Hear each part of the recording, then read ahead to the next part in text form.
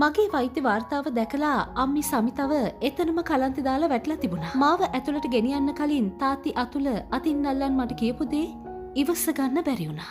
දරුවෙක් නිසා මේ වගේ වේදනාවක් විඳින්න වෙයි කියලා මම හීනකින්වත් හිතුවේ නැහැ. අතුල සමිතාගේ එකම දුව කාවින්ද්‍යා අධිකාරී හඬා වැටෙමින් මෙලෙස සංවේදීව පුවත්පතකට හෙළිදරව්වක් කර තිබුණා. උපුටා ගැනීමක්. මගේ දරුවා ගැන මතක් කර කර හැමෝම මගේ මූණටම අහන ප්‍රශ්න ඉවස ගන්න බැරි නිසායි මං අද මේක ප්‍රසිද්ධියේ හෙළි කරන්න තීරණය කළේ. සමහරක් දවස්වලට මාව අසනීප වෙලා රෝහලට ගෙනියනකොට මට ඉවස ගන්න බැරි තරම් වේදනාවක් තිබුණේ. මම එන්නම දුර්වල වෙන්න පටන් ගත්තා. දරුවෙක් නිසා මගේ ජීවිතේ මේ වගේ වේදනාවක් විඳින්න වෙයි කියලා මම කවදාවත් හිතුවේ නැහැ. ළඟින්ම හිටපු නෑදෑයෝ සහ සමහරක් යාළුවන් පවා පුදුම විදිහට මානසික පීඩනයක් මටයි මගේ සැමියා දනිතුටයි එල්ල කළේ. මගේ අම්මා සමිතයි මගේ සැමියයි තමයි මගේ එකම හයියට හිටියේ. තාත්තා අතුල හැමතිස්සෙම කතා කරලා කියන්නේ දුවේ ඔයා ඕව ගැන හිතන්න එපා.